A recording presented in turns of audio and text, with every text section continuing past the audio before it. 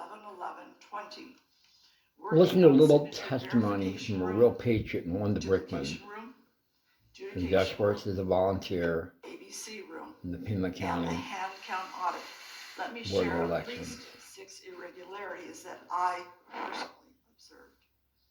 Number 1, signature verification standards were constantly being lowered by supervisors in order to move more quickly and process the higher amount of early and mail-in ballots from approximately 15 points of similarities, where you see a rounded L or a straight line, a number of different similarities that we were told there may be an hour process of training prior to all this beginning.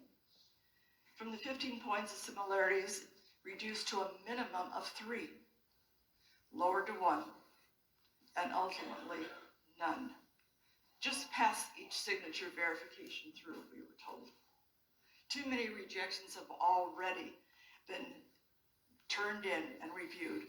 We need to move more quickly. This is not the way an election should be run. Nope. Where's the integrity? 2, alleged signatures and challenged signatures on envelopes where the signature was completely different from the person and the name as a listed voter. These were let through and approved by supervisors, so the ones who signed the envelopes were not the actual voter, but these were allowed to go through with Maricopa County verified, stamped on the outside of each affidavit envelope. 3, challenged runs or batches of envelopes for signatures, verification observed by me to be the exact same handwriting on the affidavit envelopes, and these were on various ballots. I saved The gallery is actually pretty well bewildered of the blatant information. obstruction. There were at least 30 ballots that I saw at one time. Criminal. That were all signed by the same in this action, but on different voters' names. When I asked the county attorney if the white dog doesn't approve of it either. Do you, white dog? Were you alerted for possible fraud? I was told no, but supervisors would take care of it. In the dupes room, number 4, and this is the duplication room. I observed with my Democratic partner the preparation of a new ballot, since the original one was soiled or wouldn't go through the tabulators. I read her a Trump Republican ballot, and as soon as she entered it into the system, the ballot defaulted on the screen to a Biden Democratic ballot. We reported this to the supervisors, and others in the room commented that they had witnessed the same manipulation. We were never told what, if any, corrective action was taken. All I know is the next day I was called outside the room that I was working in signature verification by the supervisor saying, I understand you caused some problems this week, and saying that you thought our machines were not working correctly. And I was being the one that was scolded. Oh, of course. And I was told at that point in time I could not discuss anything or talk about what was going on, as many people were threatened because they were told that their voices would be suppressed. They would be either have to leave the room and not work there again. I'm here because I think this is our duty to speak. God bless you. God bless you, man. And the white dog approves. Election office observers. When it became apparent that more and more early and mail-in ballots need to be processed, I mentioned that the current roll of the number of observers per party was not adequate. 1 per party unless all parties agreed to more. And since the governor refused to call the legislature into session for whatever his reasons, and little incentive for the Democrats to agree to a higher adequate number, there was no way that 1 observer per party who were forced to the back of the room or to have to watch behind a closed-in wall or a see-through wall would have legitimate opportunity to see what election workers were actually seeing in real time and doing, especially where up to 20 or more workers are processing tasks, sometimes in 10 seconds or less. And I personally observed most observers acting clueless. And just an interjection, this of course is being brought to you by RBS, Right Side Broadcasting Network out of Alabama, in Palaca. Number 6, one of the most egregious. In both the duplication and adjudication rooms, which I worked, I observed the problem of Trump votes with voters, checking the bubble for a vote for Trump, but also writing in the name Donald Trump under the write-in candidate and checking the bubble next to his handwritten name again as a duplicated vote. Obviously disqualifying the vote. As an overvote. Overvote, which of course. Means no vote was counted at all, despite the policy having been changed to allow these overvotes. Supervisors contradicted their own policies where the intent was clear. Ray Valenzuela, Director of Elections, told me openly the morning of the Dominion certification, November 18th, 2020, that this was incorrect. The supervisors were terribly mistaken, and as an adjudicator, I was instructed incorrectly that these many votes should have been counted and not turned away as an overvote. Wow. Chairman Fincham, legislators, Mayor, I am here today, again, not as an expert in the Dominion software, but I'm here as a voter in Maricopa County who wants to hear and speak the truth, even though myself and many others have been suppressed to speak before you now. Heroin. There should be integrity in our voting and our voting electorate. Voting is not a right. Voting is not a privilege. Voting is not an option. Voting is an obligation for every legal American citizen. Yes.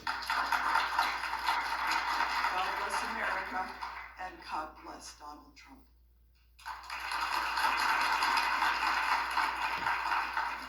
Thank you, my lady. Just one point of clarification. You mentioned Ray Valenzuela. Yes, sir. Is this the same Ray Valenzuela that stood before the Maricopa County Board of Supervisors and told them that no dead people voted? I'm sorry that That no dead people voted? I cannot answer to that, sir. I don't know. All right. Actually, we need to have another witness for that I don't believe is here. Mr. Giuliani, do you have any questions for Mrs. Brickman? Mrs. Brickman, I would like to ask you this as the head of the party in Maricopa. And I imagine you've been involved in Republican politics for a while. Close to 30-some, 40 years. A while. That's a bit. Dedication to the party. This is really in the nature of advice. Why? Let me ask it this way. I have this feeling that if I were representing a Democrat president, and this was a Democrat governor and Democrat legislature, and I called up with a third of these allegations, we would have had a special session. They would have canceled out the vote, and they would have designated the electors for Hillary Clinton, Bill Clinton, or some other scoundrel like that, without much fuss. Now, I understand we're not them, and I don't want us to be them. That's why I'm a Republican. We're not crooks. They're crooks. But we also don't have to be suckers. We don't have to allow them to intimidate us, allow them to con us, allow them to make fools out of us, allow them to shove down our throat a vote that we know is false. Explain to me how your governor certified that vote today. Fortunately, I can't be. What's wrong with him? You want me to say on the, What's my wrong concern, with him? what I think what's wrong with him? What's wrong with him? He's, I don't know. I have an open mind. I've got an open mind to what's wrong with him. No neutral observer could possibly have signed that. Certainly not a Republican. I mean, he has 200 of his citizens testifying that it's a fraud. The number of votes that they cheated on, I just keep counting them. That's why I asked. We're well over 100,000. We have acts of fraud that are astounding in America in this day and age. And he hired a voting machine company that's a disgrace. Someone should figure out, what kind of competence you have in your state government that you hire a voting machine company that specializes in fraud, stealing elections, uses Venezuelan and Chinese parts, and sends our vote out of the country. Win-win-win for them. And I'd like to know from the governor, Not us. Did he know that? Did he know that our vote was being sent out of the country? Exactly why was our vote being sent out of the country? And if he didn't know it, he got a real serious problem. And if he did know it, he has an even more serious problem. But tell me what's wrong with him. Why can't he just give us an honest, he wouldn't even meet with me. He doesn't want to hear these. It's like, don't show me the facts. Please. Don't show me the 30 or 40 or 50 of my citizens who swear under oath that this happened. So, can you give me any explanation I can bring back to the president? I think he was, in my personal opinion, I think he was bought and paid for. Yep. Brave lady there. Brave lady. I think that was a rhetorical question. I'll take it for Not a that. rhetorical question. Representative Biasucci. Well, you're entitled to your opinion, and I will take it into consideration. I did used to do that for a living. But I also believe that Mr. Succi, thank you. He knew about all these problems with the Dominion system because He knew about the problems with Dominion and Smartmatic and... Oh, absolutely, because I personally sent him a lot of information before he decided to go. So I assumed maybe wanted to give him the benefit of the doubt, maybe they didn't do a good job of vetting the company, because I can't imagine a governor presented with the notion that any foreign company is going to count our vote. Even an ally is abhorrent. We should count our own vote in the United States. Right. Mr. Chair, to that. Now you give me a company that's not just Canadian, but sends the ballots to Germany with a connection with a Venezuelan company. All he has to do is go back and read my congresswoman's letter of 2006, in which she says it's not possible to discern the true owners of Smartmatic. The owners are hidden.